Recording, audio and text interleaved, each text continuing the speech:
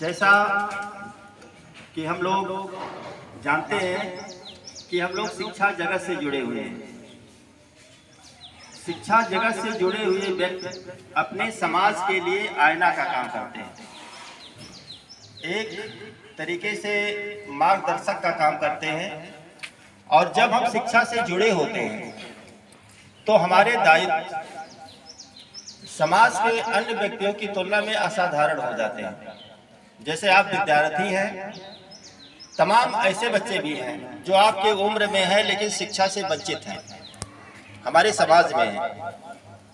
उनके लिए भी आपका दायित्व बनता है कि आप उनसे भी कभी मिलें तो उनको भी शिक्षा का महत्व समझाएं, उनका भी मार्गदर्शन करें।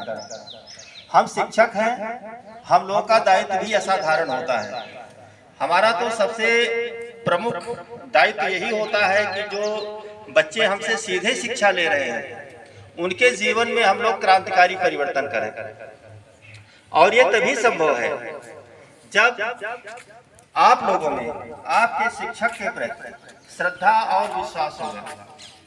जो शिक्षक आपको कोई भी मार्गदर्शन करते हैं, कोई बात बताते हैं, वो आपके जीवन में क्रांतिकारी परिवर्तन के लिए होते हैं। उसको आप लोग साधारण कभी मत लिया करिए। जब शिक्षक आपसे कुछ बोलता है, कभी वो डांटता है, कभी वो आपको कोई बात बताता है, तो वो भी उसने क्या है, उसने भी अपने जीवन में बहुत बड़ी किताबों का अध्ययन किया है, बहुत बड़े बड़े गुरुओं से इसने शिक्षा ली है, अनुभव है उसके पास, और वो बात आपको बताता है जो आपके जीवन में बहुमूल्य है। तो अपने शिक्षक के किसी छोटी बात को भी आप नजरअंदाज ना करें। अपने शिक्षक से, जितने भी शिक्षक हैं, अक्सर हम लोग देखते हैं कॉलेज में कि बच्चा जिस टीचर से पढ़ता है उसको तो मिलता है 4 बार परीक्षा होता है। अगर बाई चांस कोई टीचर है जिसका आपका मान लो पीरियड नहीं है तो उससे लोग निकल जाते हैं बगल से। तो ये तो गलत है ना, ये बहुत गलत है। आप उस शिक्षकों से भी मिलते रहिए जो आपने पीरियड नहीं पाए। दूसरी बात, आप अपने समय का सदुपयोग करें।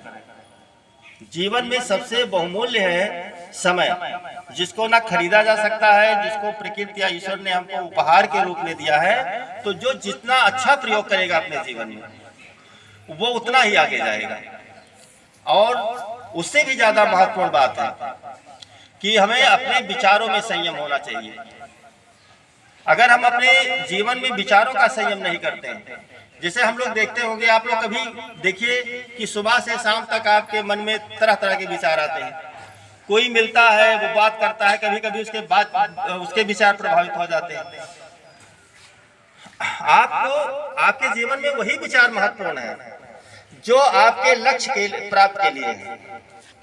आप देखें जैसे, और देखिए शिक्षा जीवन में समझ लीजिए एक बहुत बड़ा उपहार है जो आपको मिलता है, चाहे सरकार के माध्यम से मिलता हो, चाहे समाज के माध्यम से मिलता हो। आप सोचिए कि जब आप किसी एक एक्सपेरिमेंट को पढ़ रहे होते हैं विज्ञान के, तो आप किसी वैज्ञानिक के 10, 15, 20, 50, कभी कभी तो उसके पूरे जीवन कोई ऐसा भी वैज्ञानिक होता है कि पूरा जीवन एक ही प्रयोग में बिता देता है, और उसको हम लोग क्लासरूम में मात्र 1 या 2 दिन में पढ़ लेते हैं। किसी कवि को पढ़ो, किसी साहित्यकार को पढ़ो, उसने जो तपस्या किया है, जब उसके विचारों को आप पढ़ेंगे तो आपके अंदर जो सुसुप्तावस्था में पड़ी भावनाएं हैं वो जागृत होंगी, जो आपके जीवन में एक हलचल पैदा करती हैं और क्रांतिकारी परिवर्तन ला सकती हैं। तो बस मैं अपना संदेश यही देना चाहता हूं, और यही कट सत्य भी है कि हमें अपने विचारों पे संयम करना है, अपने टाइम का मैनेजमेंट करना है। ज्यादा से ज्यादा टाइम आप लोग अपने पढ़ाई पर केंद्रित करें, कुछ समय बचे तो अपने गृह कार्यों में भी लगाइए, मम्मी पापा को मदद करिए। कभी बाहर निकलो तो एक पढ़े लिखे विद्यार्थी की तरह बात करो, ये नहीं कि वहाँ बाहर निकलो तो तुम एक लफंगे की तरह बात करो। इससे आपका जीवन भी प्रभावित होगा और हमारे कॉलेज का रेपुटेशन भी प्रभावित होगा। तो हम लोग अपने विचारों पर संयम करें, ज़्यादातर अपने को केंद्रित रखें कि हमारा सिलेबस कितना अच्छा तैयार हो, अच्छे से अच्छे मार्क्स पाएं और जिस समाज में रहते हैं लोग हमको प्यार भरी दृष्टि से देखें। अब जो बच्चा अक्सर कॉलेज में शरारत करता है या शरारत में संलग्न रहता है, आप देखते होंगे कि अक्सर वो टीचरों का भी डांट पाता है, बच्चे भी उससे नफरत करते हैं। कुछ बच्चे क्लास में बैठते हैं, हम लोग देखते हैं कि मोस्टली बच्चे उसे नफरत करते हैं क्योंकि वो हरकत क्या करता है। तो ऐसी हरकतों से भी आप लोग बाज आए, क्योंकि जब आपने शिक्षा को पकड़ लिया है तो समझ लो आपने आदर्श को पकड़ लिया है।